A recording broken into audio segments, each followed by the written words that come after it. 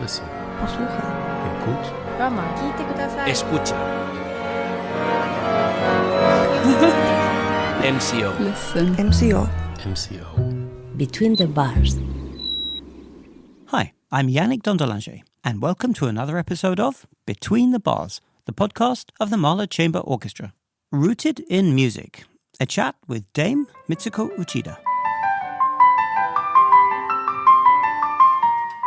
Without missing a beat, I said, no. And he asked me, why?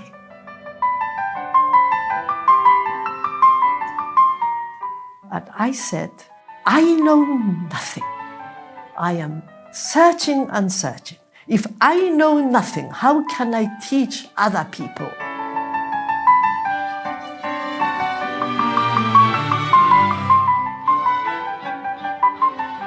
So if I were weak at that point and said, oh, well, maybe, I would have been a Frau Professor of the Musikhochschule at the age of 20. And that would have been the end of my life.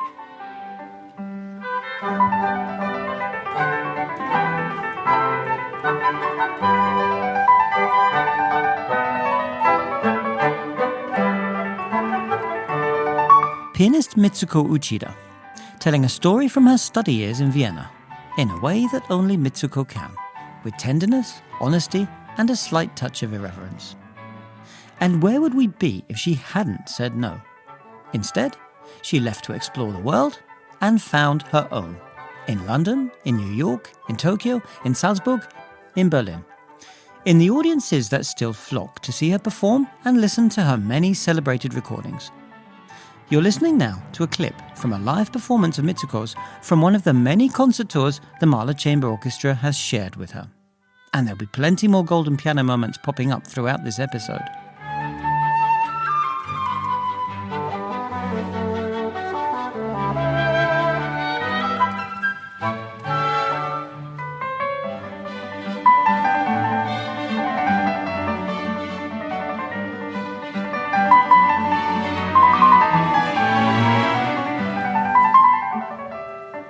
But where to start when interviewing a living legend?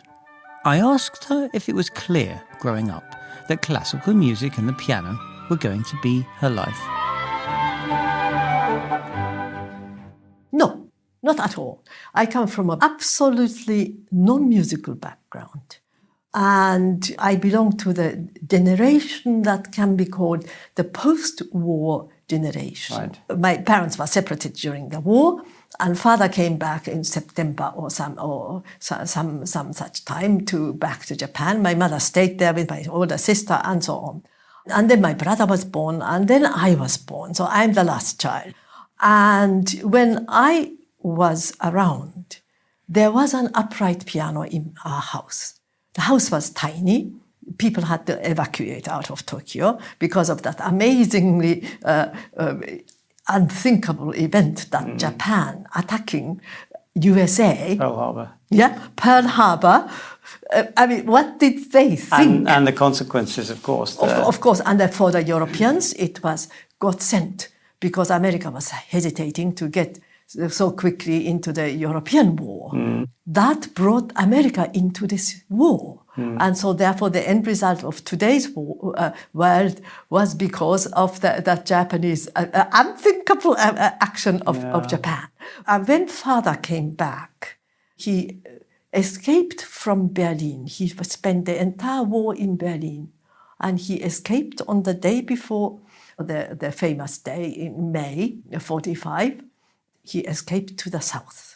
And there were only 3 people, young people at the embassy. He escaped as long as they could through Czechoslovakia to Austria in order not to be caught by the Russians. The Russians were coming, and 2 days later, Russians came in.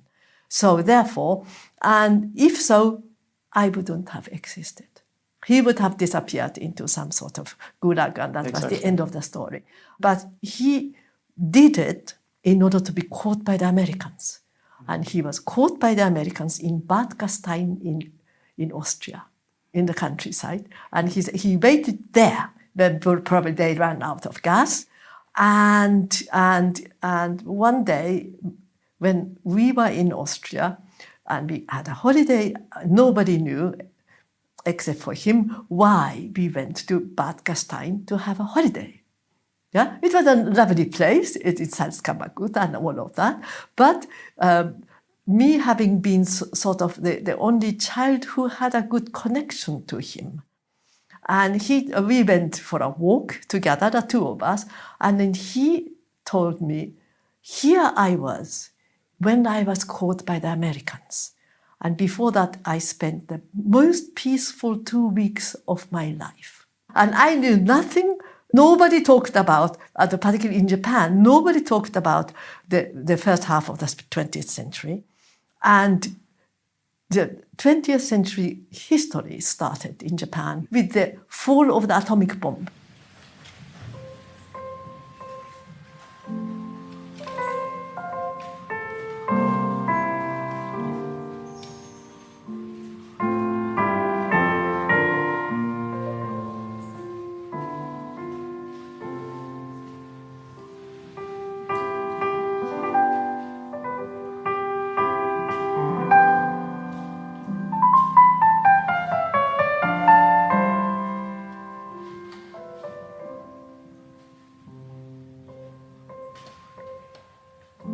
One of the things, so when he was released, he was a little fish, being a civil servant in the Japanese embassy in Germany. So he was released after having been to a prison in America.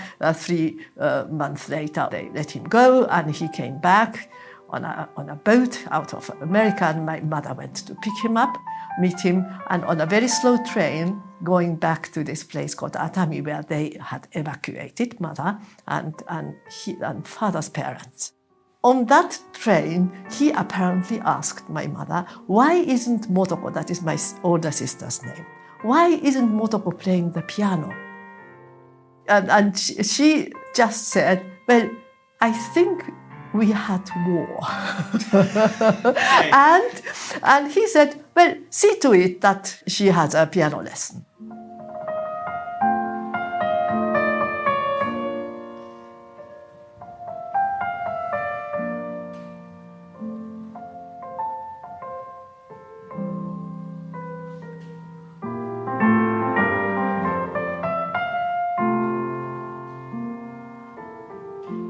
So what he saw in Germany, he spent over 10 years in Germany as a young man at the Heidelberg University and then at the embassy in Bonn. He saw the Germans having the house music. The children played. He loved it. And he wanted his family to do that too.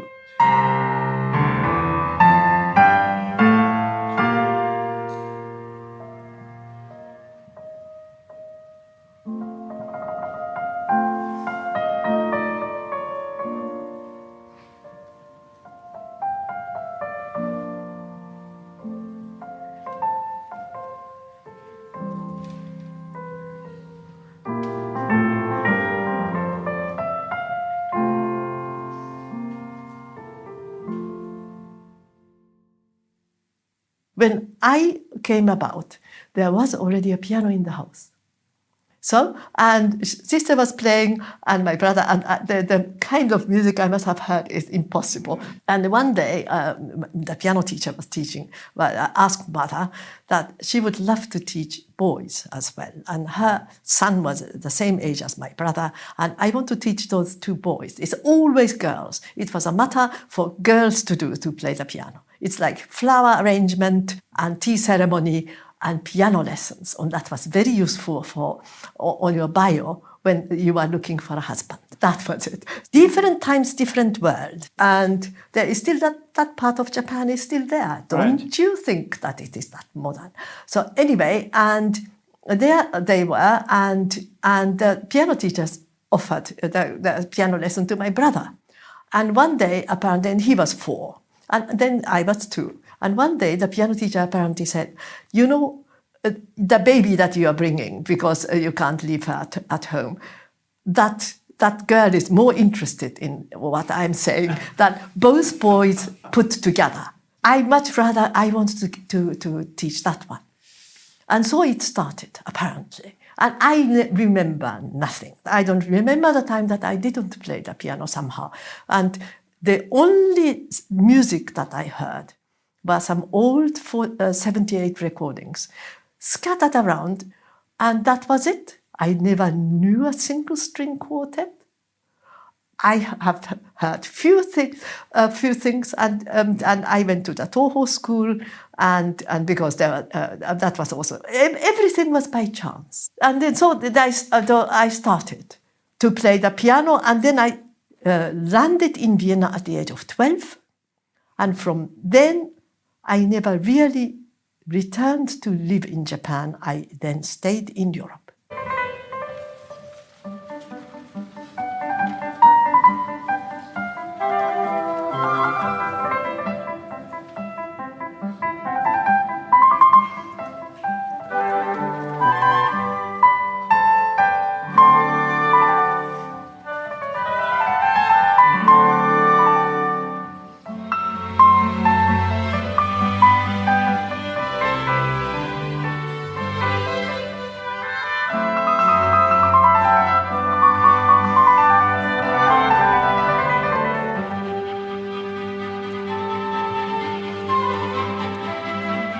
During your journey to becoming the globally recognized artist you are, did you ever feel you were breaking any of the established barriers, glass ceilings, or other obstacles of the industry? Or was that never, over all these decades, was that never something that's been on your mind? No. What have I broken? Well, maybe... The Japanese will tell you are the first Japanese to do this, and you are the first Japanese to do that. And I say, so what? Right. I might be the 179th Japanese or never, whatever. So what? It doesn't mean anything to me. But you are a child of Japan, musically educated in Vienna, as you just started to talk about. And as we'll get on to, finally settling and making your home in the UK. How have these journeys of emigration affected who you are? Do you ever feel, let's say, confused in your roots? My roots are in music. It is not my parents, but it is the music that I live for. It's not the country of my origin. It's interesting. I'm grateful about it that I was born in Japan to Japanese parents of a certain type and of a certain age group. But I guess you would honestly say then your roots are where your piano is, maybe. Could one say that? No, it is the music. Okay, yes. It is music. Right. And piano is the one, I love the instrument, but piano is the only instrument that I discovered later, that how much I love this instrument. Well, you talked very briefly now just about your educational years in Vienna. So now we've gone from Japan to Vienna. And of course, you arrive in London. You love London. I know you love London. Yeah. You've lived there now the majority of your life, yes. I would guess. And you live, I know this, I've been there, you live in a lovely house in a small street opposite to your piano studio in a lovely part of London. And your partner for many years lives in the house next to you. And the English half of me would say, I don't know if you know this phrase, snug as a bug in a rug. Mm-hmm. What keeps you a happy Londoner? Actually, after the Brexit, it is not that simple. I think it was one of the biggest disasters. That's a for me, it conversation. was such a ghastly event. And it was a pure mistake, partly mistake by some idiot in the Conservative Party, and then heaps and heaps of lies. I mean, if we left being in the European Union, we will have 35 million, what was it? 35 million pounds per week for the national health. Oh, they were plastering it on the side of buses. I mean, we laughed. But people believed in it or something like that. It's unspeakable how stupid that was. So it is not as simple as that for me to say, yes, I outright that I love being a Londoner. Well, I love being a Londoner, but Britain has been slowly changing as well. And that is a great pity. How would it have been for you, I don't know if you've ever thought about this, if you hadn't moved to England? If you had stayed a person of Vienna or a person of Austria? If I were to have said yes, one day I went for a walk with my teacher who had been sick quite a while. He was a heavy smoker. And he had some heart problems and lung problems, I knew. And we were sitting in Prater, where his wife was walking this gigantic dog. And we sat together, and I was just about 20. I just graduated and from the Musikhochschule and all that. And he asked me, would I be his assistant? And without missing a beat, I said, no. And he asked me, why? And I said, I know nothing. I am searching and searching. If I know nothing, how can I teach other people? And he had nothing to say. 3 months later, he died. So if I were weak at that point and said, oh, well, maybe, I would have been a Frau Professor of the Musikhochschule at the age of 20. And that would have been the end of my life. But at least I knew nothing. And from then on, I knew that I had to go to somewhere which is open. It was Vienna, which knew everything. So moving to England, you felt a freedom to explore these composers on your own terms. I went to a place where they didn't have enough of those composers that to say, Purcell, only we know. The British never said such things. No. So it was somewhat open and tolerant, intellectually tolerant. That's very beautiful. Sure, maybe politicians of today in England could maybe learn a bit listening to that They ought statement. to, absolutely.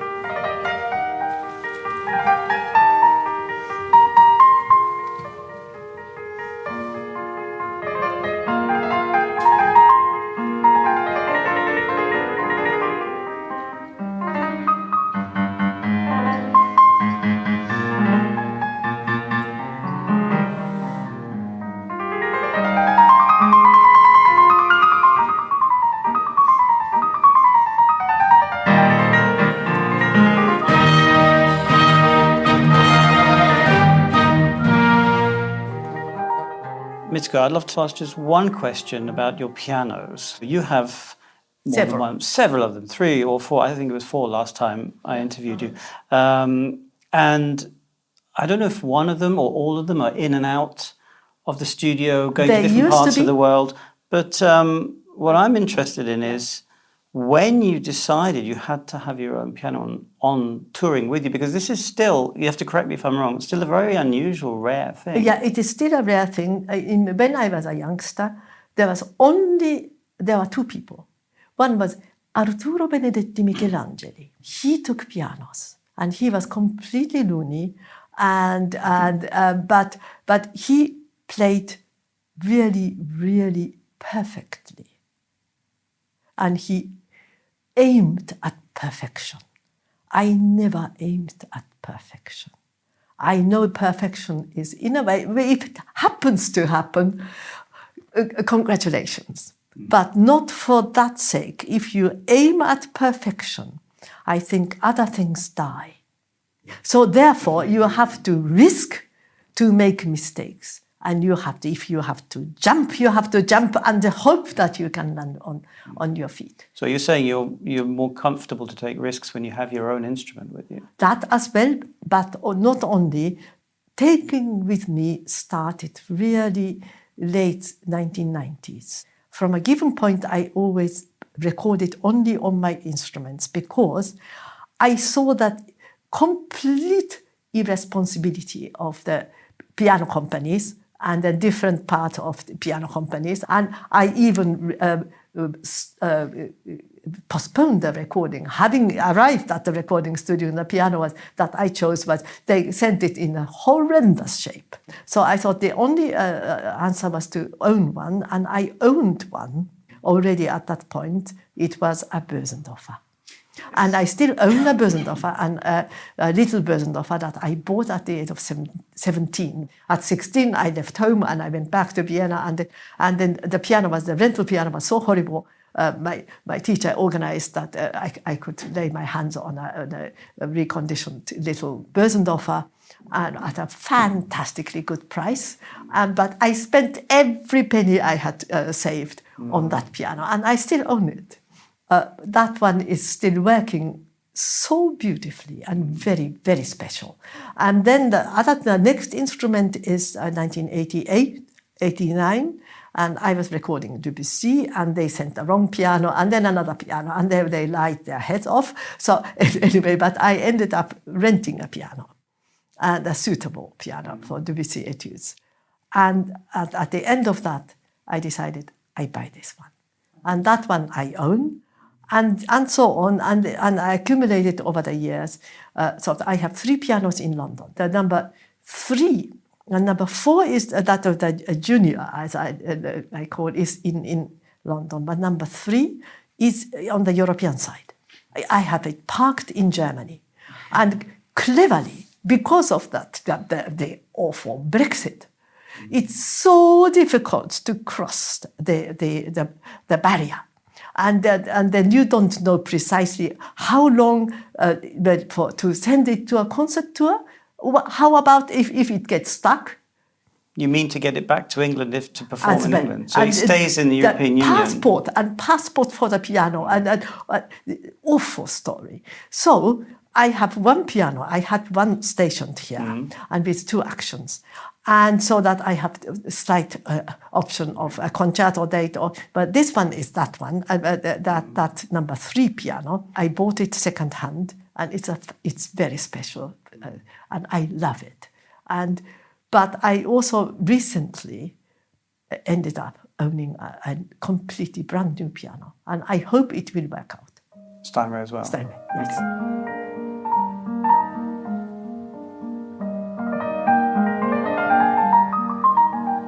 I adore, of course, what I would really want to own is the original Graf, 1820s. And they're still around somewhere? No, real good ones, no. But if that existed, wow! Christmas present wish. Yes, exactly.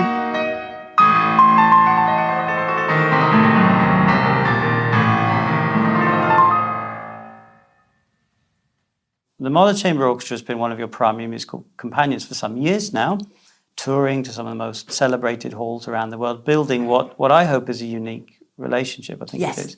But soon, in June, in fact, we are going to do something a bit different when we travel to the United States, to California, to the town of Ojai, just outside Los Angeles, to do something rather special.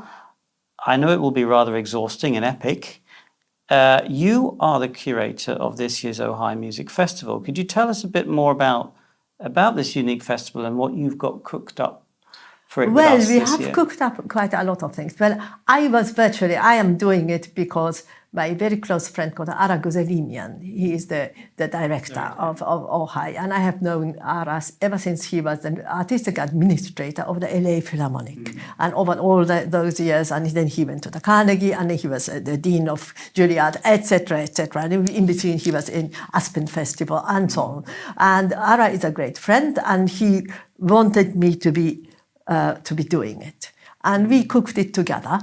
And a certain number of things that I have kept my hands off, because, well, I don't know whether people know that how Ojai Festival started. Some local person founded this festival, this tiny weekend festival of 2 days, probably at the beginning, possibly 3 days, and there are just 3 concerts or something like that, for Igor Stravinsky. And Stravinsky lived nearby, and so in order to play Stravinsky's music, new music, so that was purely for the new music's sake.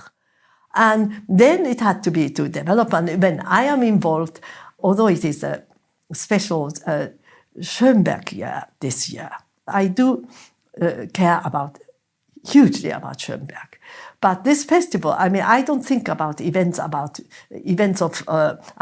because it's the birthday or something like of the sort. So it was going to be just that there is some wonderful Schoenbergs there. The Chamber Symphony is there. The second quartet is there. That is the one with soprano. and I play one of the pieces as well. But there is a group of composers, alive and dead, people who have something to do with the Marlborough Festival also, as well as, for example, Kaya Saariaho, who just recently passed. It's such it's so tragic. But she was such a wonderful person, as well as a fascinating composer, totally honest. And she was so kind to everybody, including me. And we have got music by Helmut Lachenmann, and so mish of all sorts of still, and also the Sofia Gubaidulina, and so on. So that is not that impossible, but still doable. It's an intensive festival.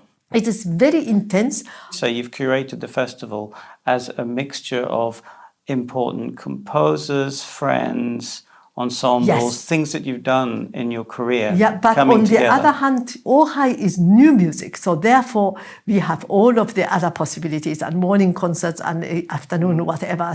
I do my part in it by adding the second Viennese school and Mozart from my side, and then all of the other people, other possibilities that come in today's music. Mitsuko, you have so much energy. I want to move on to the future. It's mainly because I think, if I think of myself, it's on my mind. I'm starting to realize I have probably less years on the planet than I've lived. Mortality is the one sure thing. Do any of these thoughts pop up in your mind? No, I think of, particularly in the last 3-4 years, I think of when rather than if, when the time will come that I shall stop performing. I never thought about it. I was thinking that I will play until the day before I died. And that I don't think anymore. I have been working so hard throughout my life, but now harder than ever before. But when the better one can understand things and the more precisely you know what you really are after, the harder you have to work. And you get tired, and you can't quite say, oh, no, I always got tired. Of course, I always got tired, but I can't see the day that I would be stopping. So now I think often, what would I have wanted to have done? Absolutely done before I die.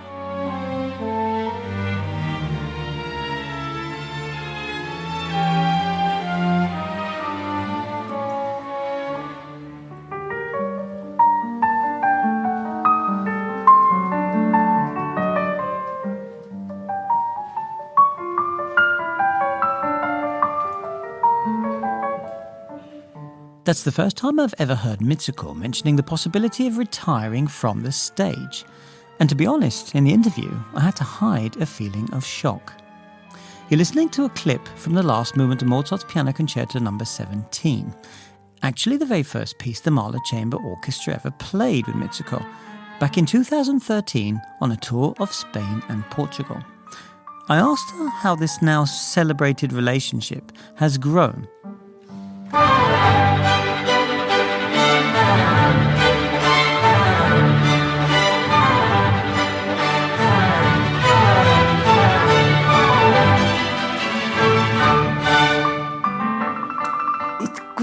Over from the first year, it sort of grew each time.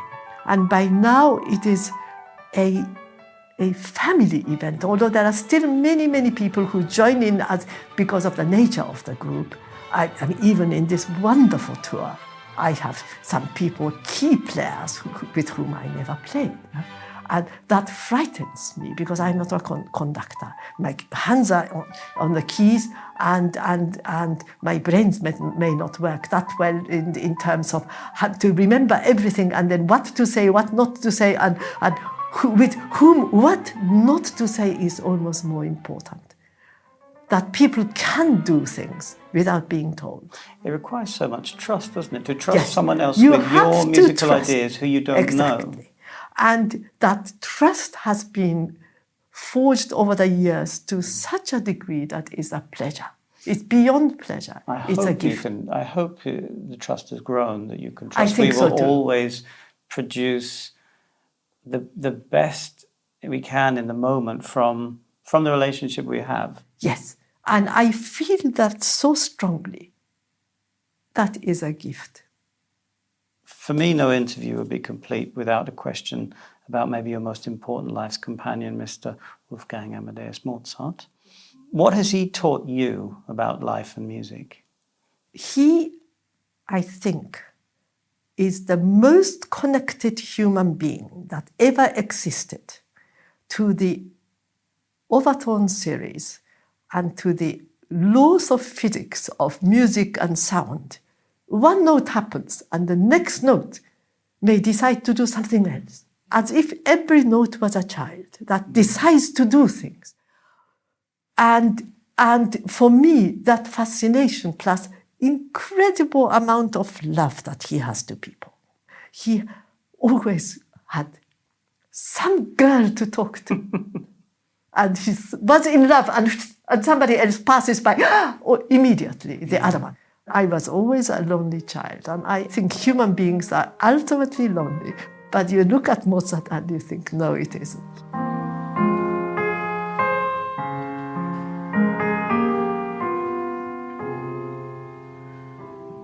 If you had a chance to interview your 20-year-old self, what advice would you give the young Mitsuko Uchida in retrospect?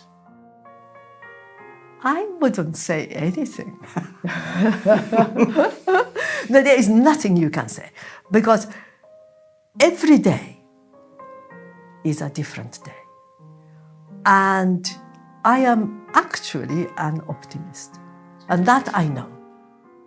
I am not as strong an optimist as Beethoven, but as I am an optimist. Well, I could carry on, you'll see what life offers to you.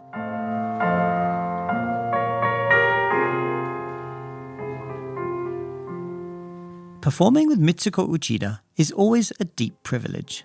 But for the musicians of the Mahler Chamber Orchestra, sharing the stage with her encores will probably be what we all remember till the end of our own lives. I leave you with Mitsuko performing one of our favourite encores, the Andante Cantabile of Mozart's Piano Sonata No. 10 on tour with the Mahler Chamber Orchestra.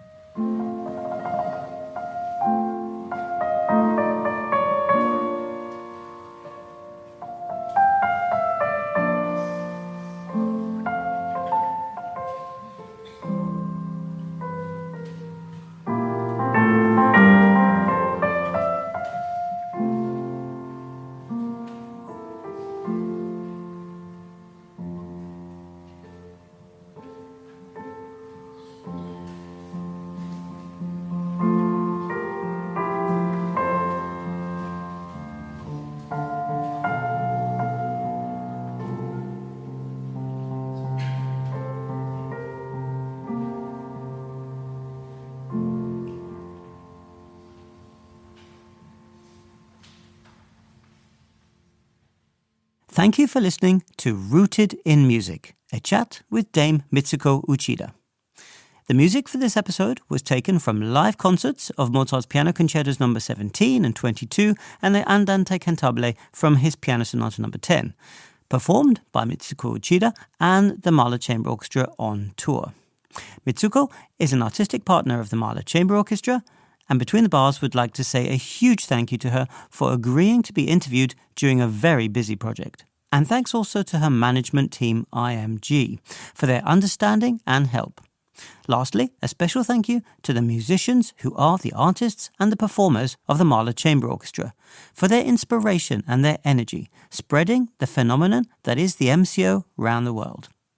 The Between the Bars team is, as ever, Matthias Meyer, Laura Thompson, and me, Yannick Donderlinger. Don't forget, keep listening. Between the Bars.